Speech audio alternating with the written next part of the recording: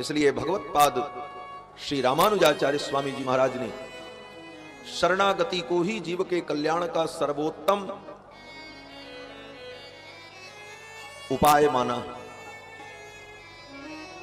और भगवान रामानुजाचार्य ने रंगनाथ भगवान की सन्निधि में ही शरणागति की। स्वयं जिन रंगनाथ भगवान की अभी हम चर्चा कर रहे थे, भगवान श्री रामानुजाचार्य ने 9 ग्रंथ लिखे।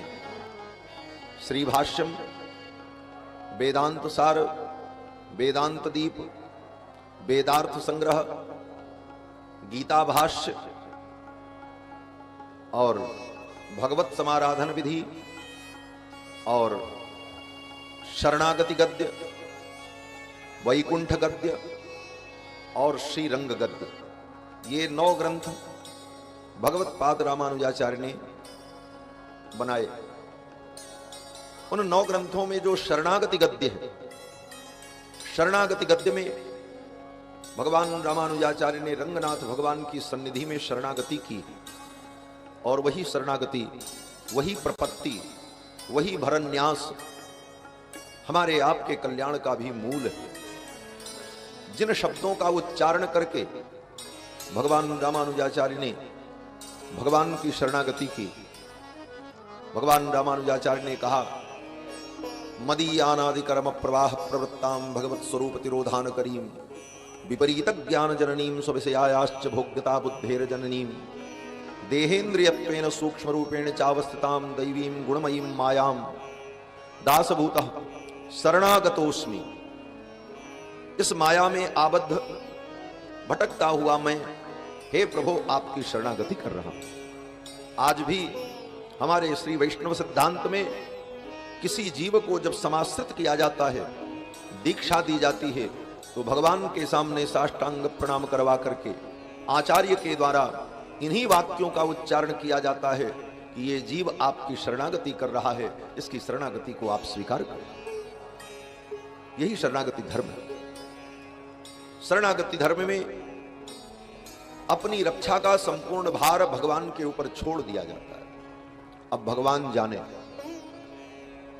तो वाल्मीकि रामायण में सबकी शरणागति होती, विश्वामित्र जी की शरणागति।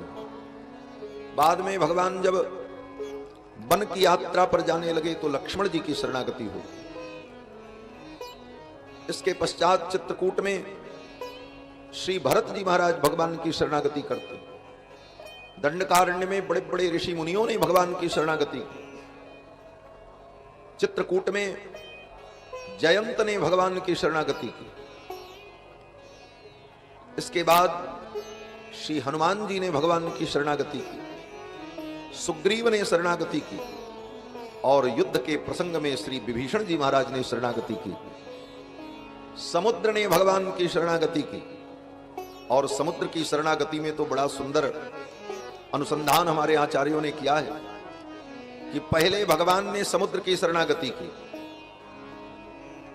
विनय न मानत जलधि जड़ गए 3 दिन बीत, बोले राम सकोप तब भय बिनु होई न प्रीत। भगवान जब समुद्र की शरणागति करने को तैयार हुए तो लक्ष्मण जी को यह अच्छा नहीं लगा। लक्ष्मण जी ने कहा, प्रभु ये उचित नहीं है। तो भगवान ने कहा, लक्ष्मण तुम जो सोच रहे हो मैं वही करूंगा, लेकिन अभी मैं जो कर रहा हूं मुझे करने दो।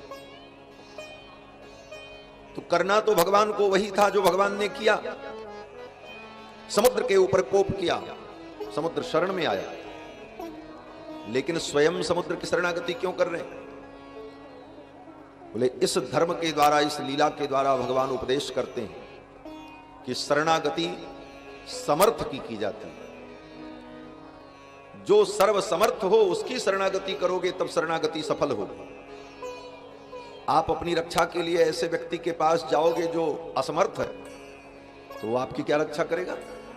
इसलिए सर्व समर्थ की शरणागति ही सफल होती है। समुद्र दीनहीन है और उसके प्रति की गई भगवान की शरणागति निष्फल हो गई।